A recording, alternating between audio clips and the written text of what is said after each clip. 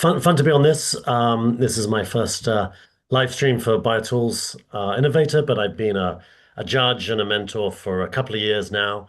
I've spent nearly 30 years in biotech. I've had sort of four, five, six companies. No, five exits, and this is my sixth company, Stellium, that I've done. And I'm excited to share some of my thoughts of the problems, particularly nowadays. It was a lot easier raising money a couple of years ago. Now it's getting a little tough. But I've always been in biotools, never therapeutics, and I'm happy to be here and share my thoughts. And John, you are both a founder entrepreneur, but you're also an angel investor yourself. You've got experience on both sides of the Yeah, aisle, right? that's right. So on the exits that I've made, I like to keep quite a decent portion of that to invest in other people's companies, whether it's a 50,000 or a 250,000 investment. I've got around 21 companies in my portfolio some of them I actively support, some of them they're just passive. So I have a set of criteria about the team and their ability to think through the commercial strategy. Um, I'm less worried about technology than probably many other angels. More worried about the ability of the team to actually sell whatever they've got. Um, and but I have outside interests too. I got a comedy club in Harvard Square. So if you're going to be at the Biotech Week, there is a networking event on the Tuesday. Hit me up, and I'll find you a ticket somewhere at the comedy club in Harvard Square. Thanks, John. You're probably the only panelist we've ever had who also has a comedy club. So, all right, Peter. Yeah, hi. I'm Peter Lee. I'm currently the CEO of Conifer Life Sciences Group.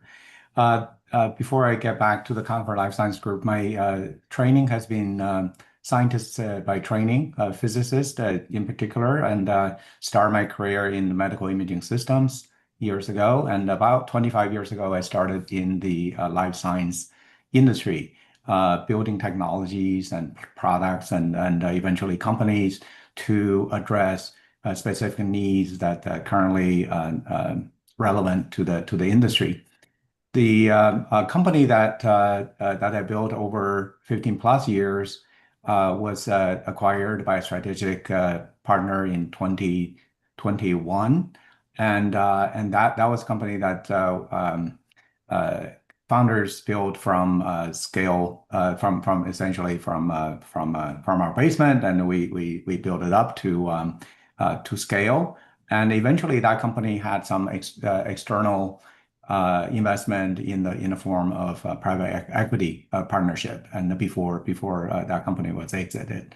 So since then, part of my job is to help different kind of investors, private equity investment, angel investment, also venture capital investment, in participating in one way or the other. I advise and coach companies mostly as a volunteer in the ecosystem of a startup ecosystem, to give back and share my experiences, and also a few years ago, I started Conifer Life Sciences Group as a business where we build by starting up companies. So 3 years ago, we started the business, Conagen Biosciences, and 2 years ago, we had a couple of other startup companies that we Conifer provided investment as well as business platform support to have these businesses develop. And they're in the protein, antibody, enzymes, and biophysical characterizations type systems that supporting the drug discovery and development markets. Very excited to be part of this panel, and look forward to the conversations. Thanks, Peter. And would you describe that as more like a venture studio for what Conifer's doing, or? I think Convert is doing is it's a somewhat like venture studio. We tend to be very I would say hands-on, and because Convert itself does provide a platform for the business to run, so it makes maybe a little less burdensome for technology entrepreneurs to become business executives very quickly. So we have a slower ramp time. Okay.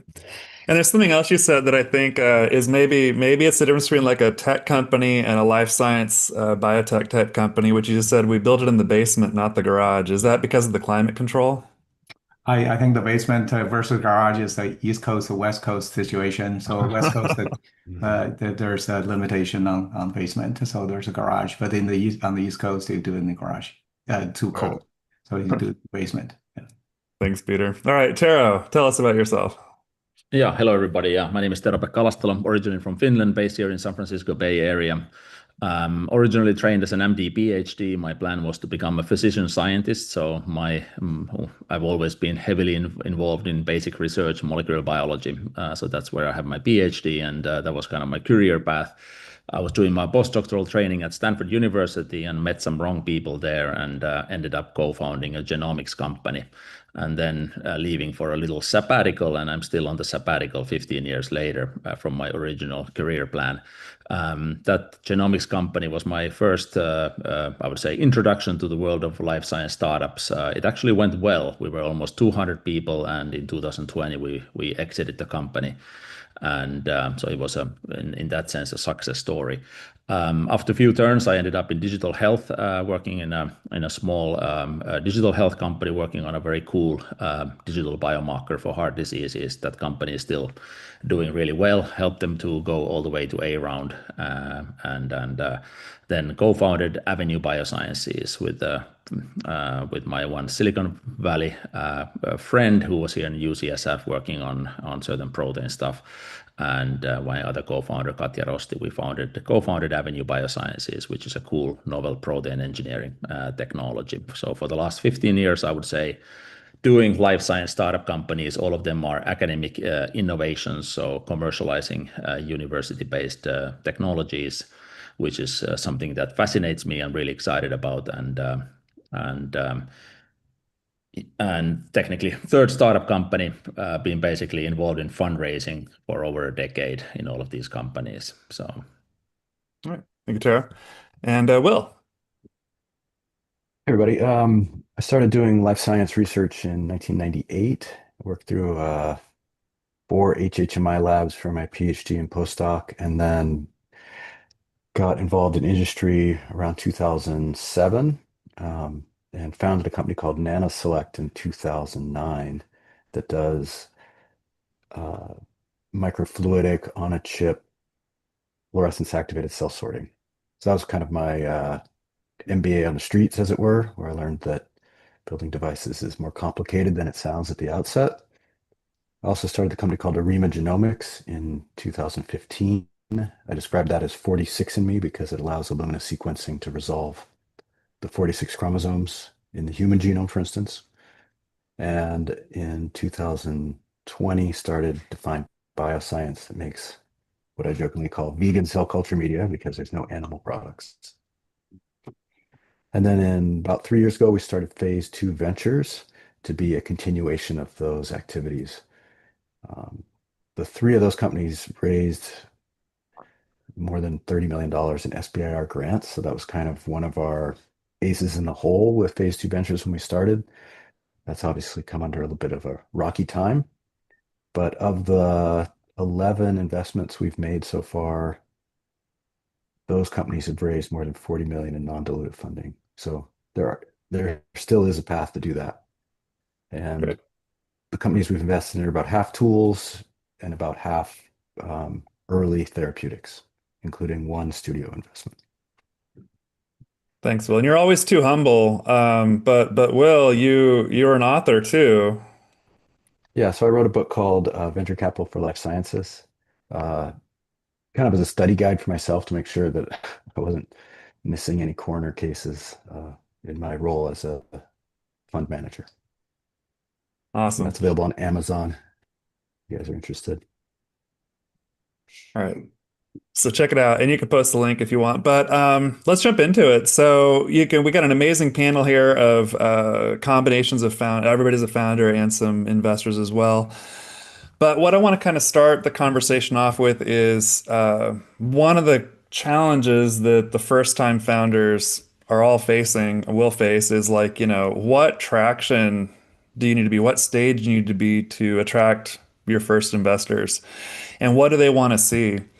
And a lot of the companies are building services that turn into products. Some are going straight to products. Oftentimes, we're building the airplane as we're flying it, or securing the rocket panels before we hit leave atmosphere. Um, but what advice do you guys have for founders in kind of getting this first data point, or at least getting yourself to a position where you can start having these conversations in a meaningful way? And maybe John, you could kick us off at the start here. Sure. So I think there isn't an easy answer to this question. That's the simple point.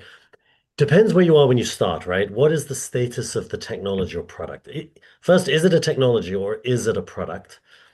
And depending on how much you need, and depending on the answer to that first question, will depend on who you're going to phone to get early funding. So And you could you have be to really choose. clear? Sorry, could you be really clear Yeah. what you mean between product and a So a company? technology is something that does something rather cool. A product actually solves a problem for a customer, in my view, right? Someone's going to spend money to do it, even if it's not a perfect product, even if it breaks half the time, right? If it's half the time it works, they might actually give you some money for it. That's a product. Um, Whereas a technology is something which does something cool, but you haven't really evaluated if anyone else is going to spend money on this and you can make a company from it, right? Some people find it very difficult to see the difference between this, or they think it's very obvious that if it was great for them in their PhD lab, everyone's going to want this. And that's just inherently not true. It's significantly difficult to turn a technology into a product, and then another level of difficulty to turn it into a successful company. So, understanding that is very important. Finding the right investor for each of those stages. People have different risk appetites. Um, and then understanding your role in it, right? Are you the sort of CSO type? Are you the actual entrepreneur type? And you have to understand all of those questions really before you go and get funding. And if you find people like us, I think most of us are similar, will happily give free advice, right? On you're not a great CEO, but you're clearly a great, engineer or vice versa, whatever it is, right? And with other people that try and work out what are your gaps, what is the funding to get to the next milestone? How do you bring on other people in your team to move that forwards? So it's an iterative process, but there's a lot of self-inflection and you need a bit of arrogance, but not too much in order to move along that path. That's, I guess, where I'd leave it. But you Okay. need help. Reach out for advisors is probably more important than try and find funders. The advisors might find you funders. You need to sort out what it is you're trying to achieve to start with. That's great advice there, John. Thanks. Uh, Will, in terms of like traction, there's traction with customers, there's traction with the data. Um, how do as a company, how do you kind of get that validation, that data, that comfort? Um, well, as John said, it's not one size fits all assessment. I kind of frame it as the team, the technology, and the timing. So you want to make sure your technology, you can write down what it is you have. Is it a patent? Is it a paper? Is it an abstract? Is it a bench prototype? You got to figure out where that is and then map that onto the, and this is what the hard part is, try to figure out how an investor grades the steps of progress and can you map yourself onto those stages. When should you go talk to your customers, your potential customers, your prospective customers, kind of getting that sort of direct market feedback of when is too early or when is too late? I don't think it's ever too early. You can start with people who are friends and they'll give you maybe friendly advice that's not critical enough. So it's important to have other people willing to burst your bubble and say this sucks or this is dumb or there's already a company that does that or here's the three failures that went before you. And then, you might also find some people that love it. So um, it's good to Okay. have a normal distribution of opinions that you can work from. Tara, you're living this, or you've lived this, you're living this, you're in the middle of it still, I think. What's your thoughts on this? Yeah, I think a successful fundraising, whether it's pre-seed or later, is always has to be, I think, a very strong argument on the product market fit and how to sell it. I think that's always been the biggest item in biggest hurdle and the biggest opportunity in closing, I would say, successful funding. So of course, that's something that, especially with some academic innovations, I've sometimes, when you look back into the whole pathway of technology development, you almost have this feeling that, oh, whoa, if we had just done the validations in academic setting a little bit different way, we would be already in a stronger position. So the go-to-market, the product market fit should almost be like a thesis already in the academic development phase. And that's often somehow kind of forgotten, or then in the academic phase, we don't really have the vision about the long run. But I think the product market fit is, of course, extremely important. I know if you have a cool technology, you have to have some kind of a product concept around it. And I think that's crucial already in the pre-seed phase. And I think there's many ways where you can already in a pre-seed phase do some validation. As I already mentioned, you have friends out there. With Avenue, we had some grant money before any VC money. So we actually we did outsourced validation by simulating some customer cases by actually ordering certain services from third parties, which technically simulated a situation that this could be a customer case. We paid for that service with certain grant money to actually create those simulations. And those kind of data points, of course, are crucial or were crucial in fundraising. And of course, this becomes even a bit stronger item when you kind of go forward into next fundraisings. And I think overall, what I've also noticed, especially in these kind of deep tech startups that I've been working on, is really the narrative. So it's really packaging the product concept technology, and it's really the narrative. And I think many founders, I think especially in the early stage phases, they really fail to really put the narrative on the table so that it's very understandable, clear. But I think those are kind of my thoughts. It's really the product market fit, which is the key thing from I think even in the first fundraising that you're doing. And How do you get that clear messaging? I think everybody says that and everybody kind of knows it. And you think, you look at your company, you're like, oh no, it's clear to yeah, me. I think you often get pretty blinded. I've seen really cool technologies. People talk to me about their cool technologies on a coffee table, and then I ask them to give me their pitch with the slide decks, and then you're like, oh, I'm not excited anymore. And technically, there's a huge, beautiful technology out there, and I think often people get a bit blinded with their technology in how to sell the technology. I often say that if you want to really clearly sell the technology, you have to be able to produce the data and the story so that a high school student will understand and get excited. So it is kind of really simplifying and be really clear, I think. And I think sometimes, especially with these deep tech academic founders, this is a big challenge, how to really package things into a very clear and understandable, rapidly understandable formats, and so that you can really get the listeners, in this case, investors. But this is also when you go to sell to your customers or finding these first pilot customers. Even there, you have to have a very simple, clear message, and it's really about the narrative. Whoever you're selling it, investors or future customers and many other places. But so the narrative is something that it's I feel fundraising process itself is a huge opportunity for companies to develop their business strategy and the narrative, because that's how we do often. We start fundraising and then we find out that we're just hitting a wall. We need to potentially modify the narrative, and then we modify the narrative, and then we have a bunch of very excited investors by just modifying tweaking the narrative, tweaking the strategy. So it's a very sensitive game, and I think the fundraising is painful. It takes a long time. It's a lot of work, but it's also a great opportunity to really define your strategy and make the company better. Thanks, Tero. Peter, I want to switch over to you and kind of jump forward into one of the biggest challenges I think many of the companies, if not all, but at least many of the companies in our accelerator often face and are trying to figure out is like, I got this amazing technology. It can do a whole bunch of different things. How do I position this for fundraising? I can be everything to everybody. Where do I start? How do I communicate that? How do you think through that, Peter? Because you've also been on both sides of this as well.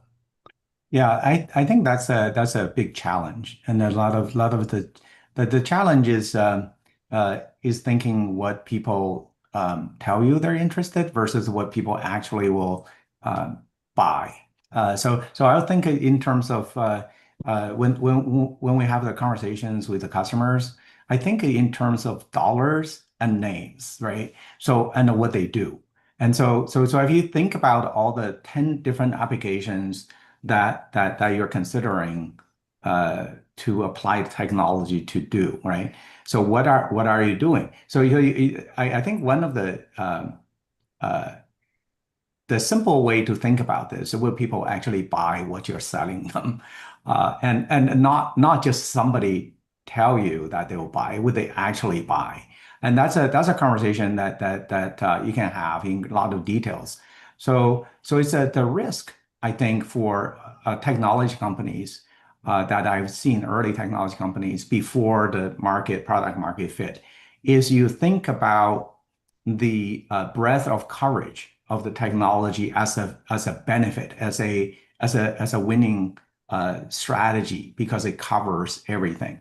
But in terms of investment, I'm just thinking more on the investor perspective. That actually is a huge risk unless the investor just want to develop platforms. The reason for that is for every application, then you have a different kind of competition, different kind of customer needs, different kind of product tweaks you have to make. And that's all that is investment. All that is money. You have to think about like how much money I'm going to use to invest to tackle 10 different applications, and what's the likelihood of success that the technology can be developed into products, can penetrate into the market, get a successful business out of this, and build a company that can cover all these 10 different applications. So the way to think about this, I would advise is try to get the closest to money examples that people are willing to pay you, either for a service or for products. That's a starting point.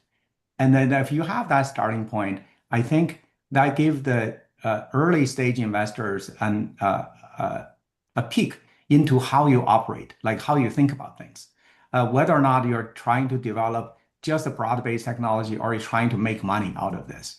And so investors think that it would like you to be make money out of this in the market that's big enough. So that's really, these are the kind of two things to think about. So I will focus on things that very I'll say very specific and not too general, high level at this early stage to show traction. Yeah, just people give you a letter of intent is not the same as somebody is willing to spend their money, put a person or do a project with you. That's actually a big deal. Even though it didn't give you money, they're spending their money doing the project with you. That's it. That's traction. That's great. Let's move over to round strategy and kind of timing and building momentum. This is another common, I think, challenge with rounds is either, how do you position and structure your raise? Sometimes I see companies who are asking for way too much. They're trying to pack too many milestones into one bucket. Based on where they are. Other times, it's like, they don't have a close date, ways to drive kind of timeliness and decision making. When you're on both sides of that equation, maybe John, you could start us off here. But how do you see and how do you sort of think about driving the strategy behind your round structure and how you manage that? Yeah, I mean, I think this is critical and it changes as well. So 4 or 5 years ago, it was significantly easier to raise money.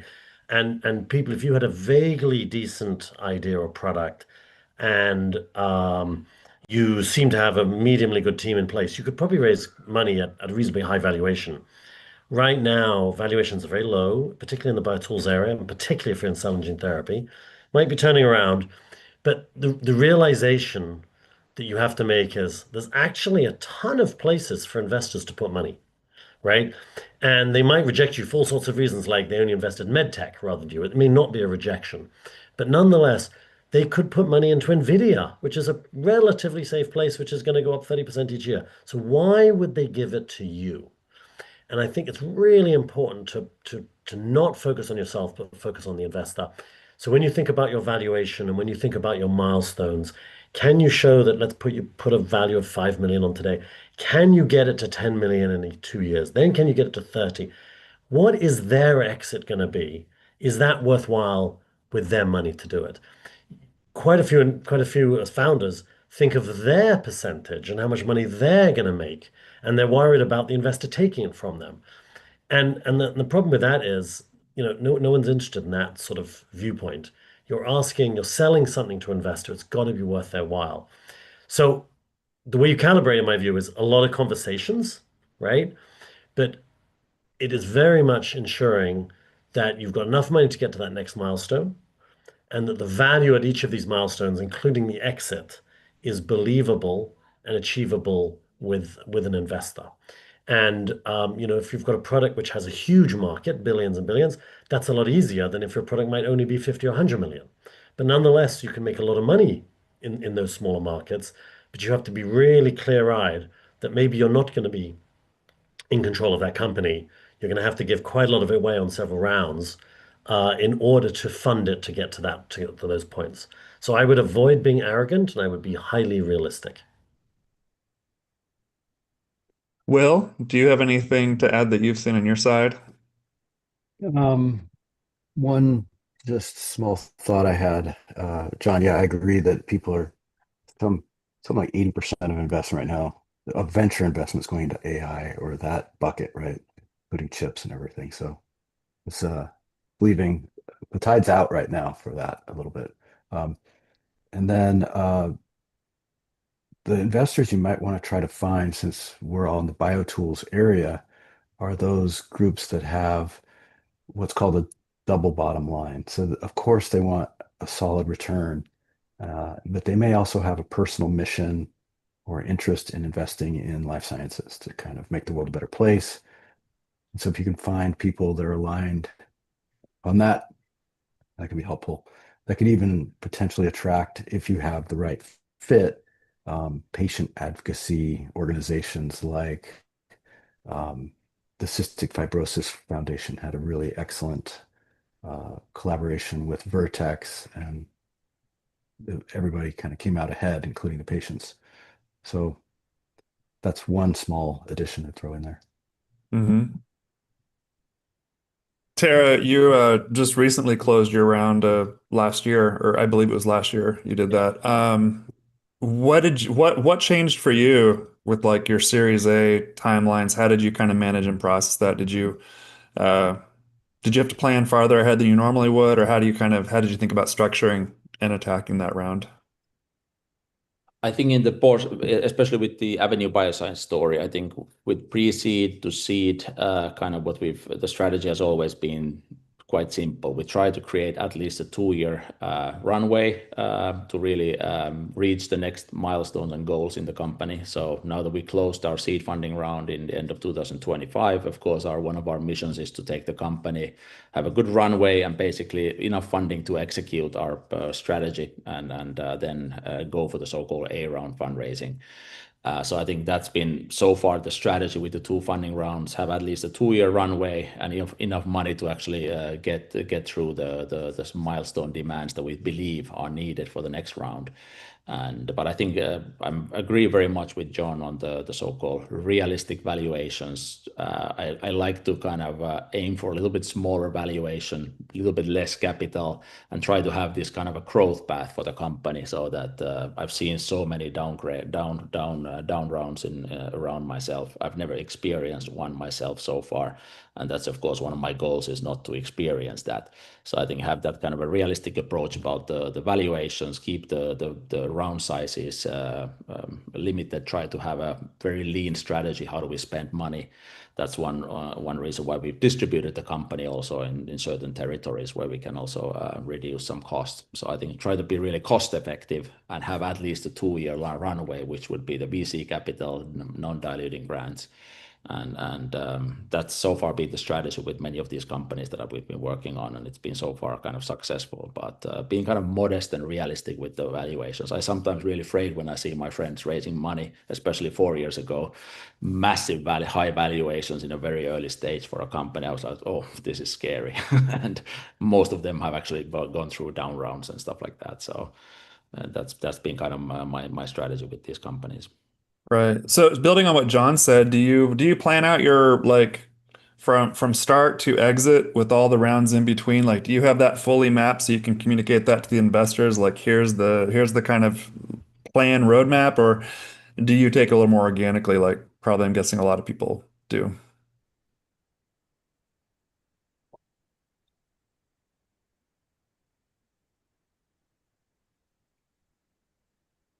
Tara? Excuse me, sorry, I missed the question. There was Oh, something sorry. in the line. Yeah. No, I was just asking if in your situation, have you mapped out your entire like plan from start to M&A exit, whatever that exit strategy is, and all the rounds in between, so you can kind of Yeah. communicate to the investors like here is like the expected dilution, here's like how it's planning to go, or is it a little more organic? I think I would say we have a certain map for that kind of I would say, strategy. Yes. So we do have a mapping of what this kind of a technology, what would be the pathway for a successful, for example, acquisition. So yes, we do. We do present that to investors. I think it's a very clear. We want to be transparent what we think about the end game, and it's also a certain end game that I really want to take this company. There may be some other end games which may be something that I may not be so enthusiastic, Mhm. but so I think this is something that we really want to have a alignment with the investors, and I think that's important to talk about the so-called also the so-called exit pathway a little bit and what this would take. So that has been the strategy, especially with Avenue Biosciences. We've tried to really clarify that. Okay. Peter, I want to come back to you. When you think about finding the right investors, it's always, again, the leads are everybody's looking for a lead. You got to keep making momentum. You got to find leads. We have there's lots of databases. There's lots of aggregated data out there. There's lists of investors. There's personal networks. What's your advice in managing all that process to find the right targeted investors for an opportunity for your company on either side of it? But how do you kind of think about that in terms of best practices? I think those mentioned before, advisors, networking, that gonna definitely help. I don't think it's necessarily just relying on cold kind of contacts is necessarily a easy way to do this, especially in today's environment.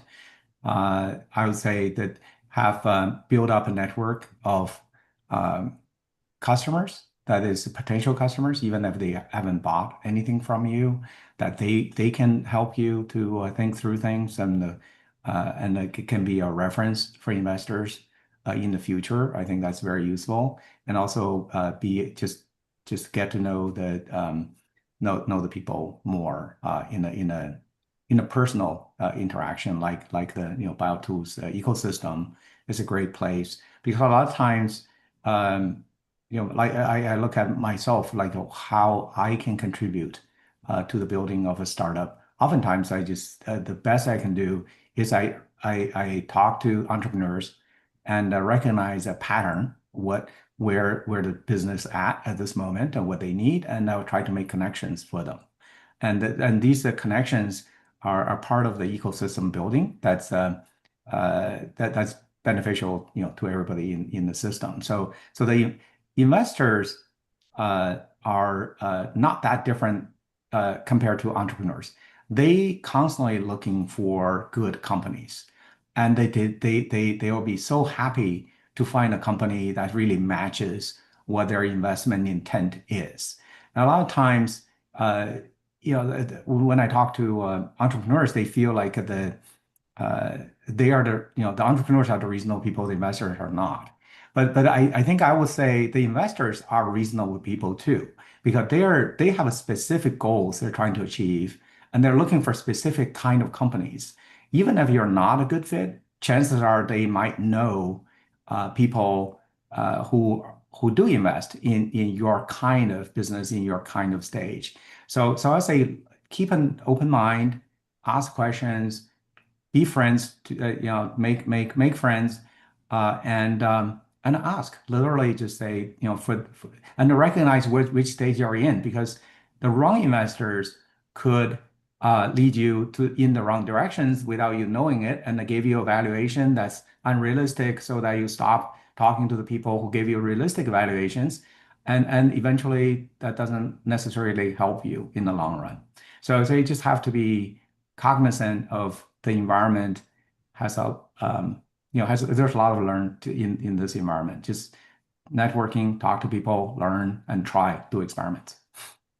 So there's no shortcuts. I can't just blast that pitch book list I downloaded and say, here's my pitch deck. I can haven't try. really heard people being successful doing that way yet. So Any other views on this specific topic of finding and targeting investors before we move on? I would say, Yeah, go ahead, Will. I was just gonna say, know thyself kind of is the first stage, and then 99% of the investors in the world aren't aligned with you. So that's the really hard part, is finding people that are interested in your segment, your timing, have money, and get along with you kind of on a personal level. There's that kind of, you have chemistry, and it'd probably be fun to work together, rewarding to work together. So those are the hard parts to write down. And that's where introductions through people that you get along with already may be higher yield. Well, I love that. You know, And it's how you tell I'll get right back to you, but it's how you tell the salespeople from the other people, because we asked at our cohort last year, we asked whose favorite part of the CEO job is fundraising. And two people raised their hands, and I asked them about it afterwards. I'm like, it's not an that's not often the answer of people's favorite things. And they're like, hey, I love it. I get to talk to people, and every no is closer to the yes. And it's just a true sales perspective. Sorry, go ahead, John. Yeah, Jim, I was going to add something else, which is I think people underestimate how much work it is, right? They actually, when you start a company, think, oh, I'm going to spend all my time having this fun with this new thing I'm playing with, right? And talking to customers and solving their problems. That's just not true. The team should be doing that. The CEO is going to spend a majority of the time fundraising. And even when you finish that first round, you go, wow, what a success. Pretty much the next day you're writing a new deck, right? And you're preparing for other eventualities. And hopefully you're not going to raise in 18 months or whatever it was your next milestone. But you're going to have to talk to investors immediately afterwards saying, I'm going to be raising in 18 months. And so it's never ending. And that you've got to get into your head and say, is that the job I want to be doing? Maybe it's somebody else's job and you want to be CTO or another role in the company. Don't underestimate the work. Mm. All right. Let's switch over now to a topic we touched on earlier, which is valuation. And Tara, you were saying, don't give yourself too high of a valuation. Especially if you're a first-time founder, you don't have a lot of experience, how do you what does that actually mean? How do what's the difference between an unrealistic and a realistic valuation? How do you actually come to a number for your company? And I think it's probably harder at the earlier stages when you're on the safe and you don't have a fixed valuation at a priced agreed round. But how do you guys how do you think about that? Maybe Will? Um, that's another one of the, it's not one size fits all. So you can try to look for companies that are sort of adjacent to you and look for comparables, as it were, or brackets that you can put yourself in. And those brackets also have to be adjusted for the current market environment. So as uh, Tara was saying, you can't just assume it's 2020 and there's a bio bubble. Start there. Now we're in the tide's out a little bit. You have to have a sober and circumspect valuation. But I guess as an One that, investor's perspective, are you looking at like the platforms of companies coming at you and kind of your sort of, you're synthesizing a valuation based on what you're seeing in the market, based on what's coming in, or how should the entrepreneur see it without, from that outside perspective, I guess. Is that does that make sense? yeah. So from an investor point of view, you're going to want to see a company that allows you to invest a certain amount of money that will give you a certain return in a certain amount of time if things go well. So um, we're looking at how people evaluate it, put a valuation on a company and what size we can write, and does it look like that's a reasonable valuation? And we look across companies and we do the same exercise from the top down rather than from the bottom up and try to calibrate. Are they realistic? Is the market closing? Is the market opening? There are upward trends generally that'll raise all ships.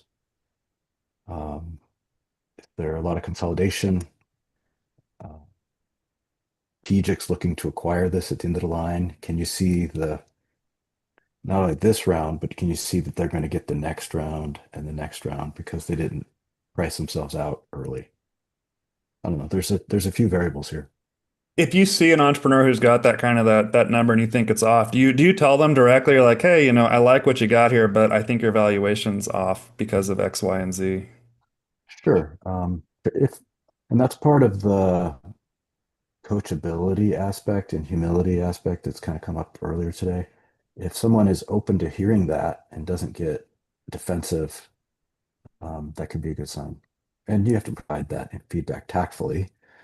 Um, but that's sometimes it's a false economy to try to get really high valuation. If I Peter? can, Jim, if I can add, so from my, this is a my personal opinion, doesn't necessarily represent all investors. I think there's two things that early stage investors consider. One of them is this business likely to be successful? And which has nothing to do with the value, money. And so does it have a solid technology? Does it have a big enough market? Does it have a team that can execute this? And when they build this thing, would the people buy? So there's a whole set of the likelihood of success part. I think the investors consider, right? So when you think about it, so chances are no investor would make investment when the likelihood of success does not go over a threshold. And so that's the first thing that one has to accomplish as an entrepreneur. That is, you have to get this as an exciting investment opportunity, the first place. The second one is I think as an investor, if you think in like buying and selling stock in the public market, it's actually very obvious. Early stage investors are very similar in that way. That is, I'm buying part of this company and then can I sell it at a higher value, right? So that's, if you think about it that way, then the investor really care a lot about, can I sell this? Not just can I buy this, right? So when you just think of valuation, the post-money numbers are much more important, whether or not this company is likely to be successful and somebody else will continue to invest, or the company is going to go to the next stages, based on whether or not that this round investment is going to create that eventuality, the outcome. And so that's a part of the thing. This is really important for the entrepreneurs, the companies, and the investors to be in total alignment in that. Because it's not about the valuation of the company. It's like, how much money do you really need to get to the next milestone that's going to be able to sell the stocks to the next investors. And so if you think that way, it becomes not completely opposite, the investor versus entrepreneur, but on the same team to achieve the outcome. That's great. So when we're having these discussions, we're meeting investors, we're developing our relationship, we're moving towards an interest in an investment. One of the things that I hear over and over that have come up even today is how you tell your story and how that story is communicated. How I guess I'd love to hear some case studies or some experiences, how you kind of go about thinking about how do you tell a good, compelling story? What does a good, compelling story actually mean? And of course, don't name any names, but what are some things to avoid? John, maybe you could kick us off on this one. Sure, yeah.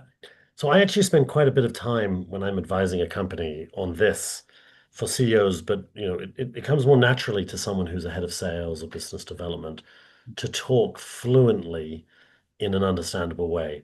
And the first thing is actually, in my view, not the story. You'll get better at telling a story. You have to get better at telling any story first, right? So this is partly character. And so when I teach people they're doing their 5 minute pitch or they're doing their 20 minute pitch, right? I go, never ever use notes. Otherwise, if you need to be reminded what you're saying about your own company, that is shocking. No one's going to invest, right? So you have to know it in your heart and as you say it, and then it will become believable. And then as you say it, if you're not really certain, well, maybe that's the bit you need to work on, right? Either you've got numbers that you don't feel wholly confident about, or you're making claims that the technology doesn't quite justify yet. It might justify it. We'll say that. That's one of the milestones. I'm going to work towards that, and that will justify a future, a future valuation increase. But you really need to have it inside you and believe it. Otherwise, no one else is going to believe it. So that is training in front of a mirror, public speaking, body language.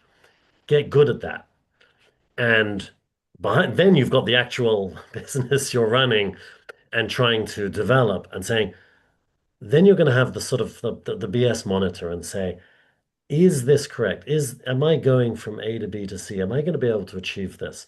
And really understanding that detail, whether that's a paper plan, whether it's a scientific plan, whether it's a development plan with a customer, really ensuring that holds water. And then these two things together, you'll do a great, great job. But a lot of scientists are just not very good at the presenting. And so they need to spend way more time on that than they think. And so even with a great business, they may come across as not very believable, even if it is a great business. And a good investor hopefully sees the difference. But unfortunately, it means they probably say, you need an extra person in your team, right? Any other thoughts, Tara? Yeah, I think there's a massive amount of truth there.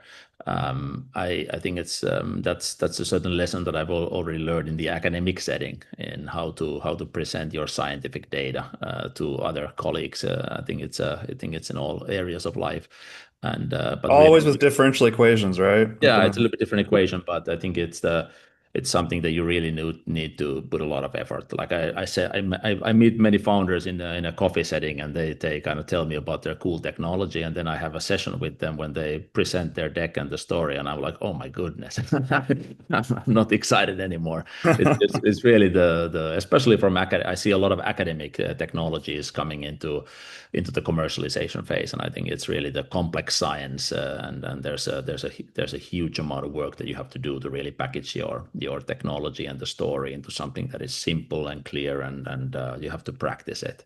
You have to practice it a lot to kind of get the story right. Just as John said, that's very important. It's the first basis of having any potential success with investors, and it's a pity if it fails in that kind of a setting. If that's the reason why things fail, that's really something that you can practice and learn and work hard on it. And for some people, it's maybe easier than for some people, and you have to kind of enjoy it. Otherwise, that's also a big problem. If you don't enjoy that, it's very hard to force it. You have to have a certain kind of Right. a desire to do it.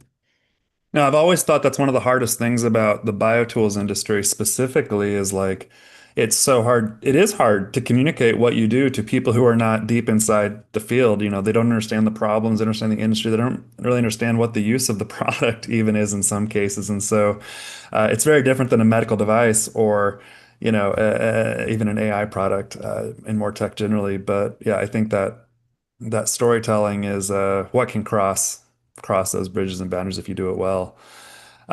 We have a few minutes left on the open session here. Will, I'd like to come back to you. Um, Another common problem I think entrepreneurs face in fundraising, and is how do you create that tension, that timeliness, that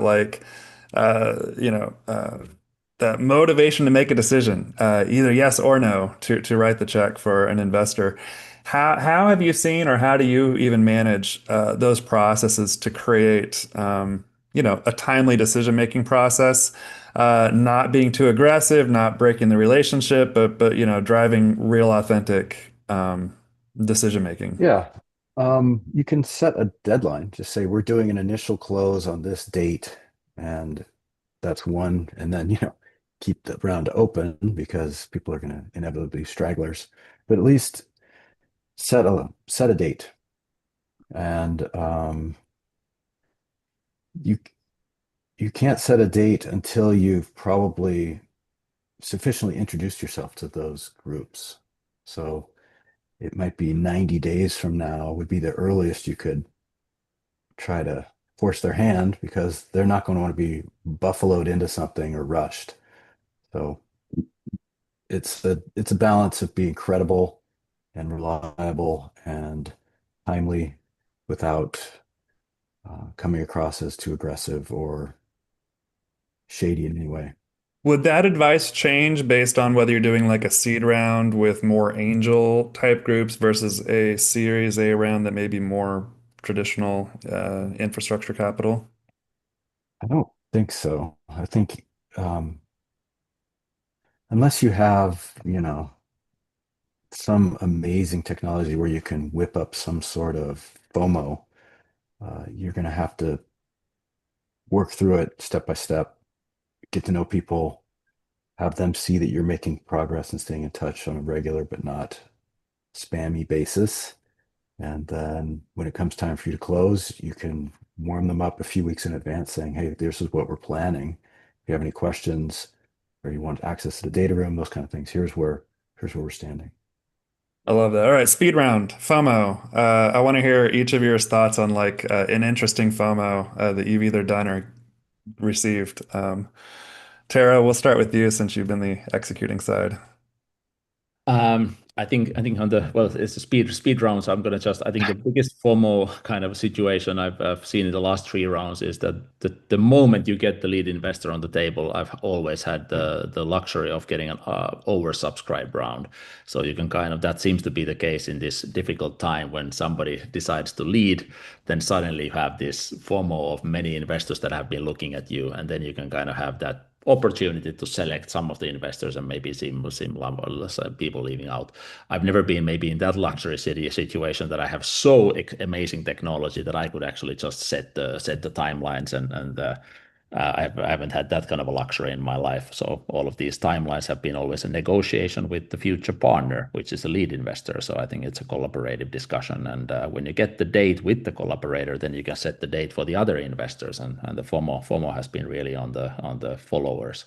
But yeah. Before we go on, has anybody like gotten the lead before they open their round? So it kind of opens with, "Hey, we're rolling." Like, has anybody done that? Just curious. No. Not All right, Peter.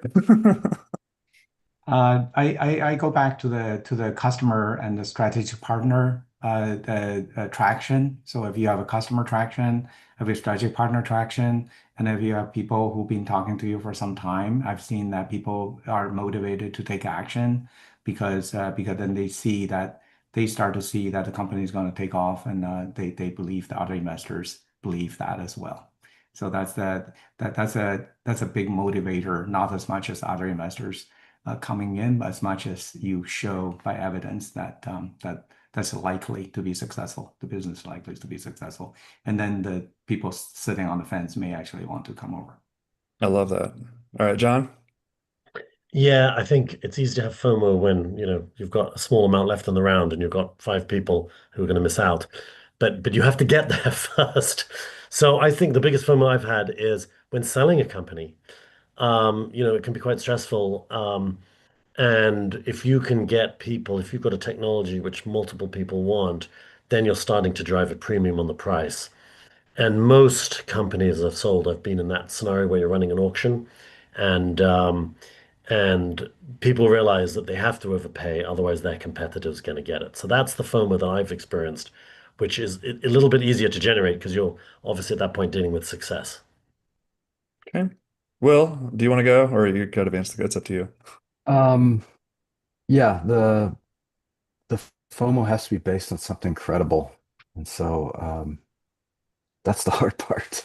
If you have something really good, then you can whip up interest and so it comes back to telling a good story and maybe an emotional component of the pitch. I haven't heard emotional mentioned as a variable, but people need to be excited about it. I think we're rational on the surface, but underneath we're driven by our amygdala and hypothalamus. So got to get those on board. Awesome. All right. Well, that puts us pretty much at time here for the top of the hour. So I want to thank our panelists for the open session here. Thank you for being so generous with your time and experiences on this conversation. But stick around. We'll continue on the private session.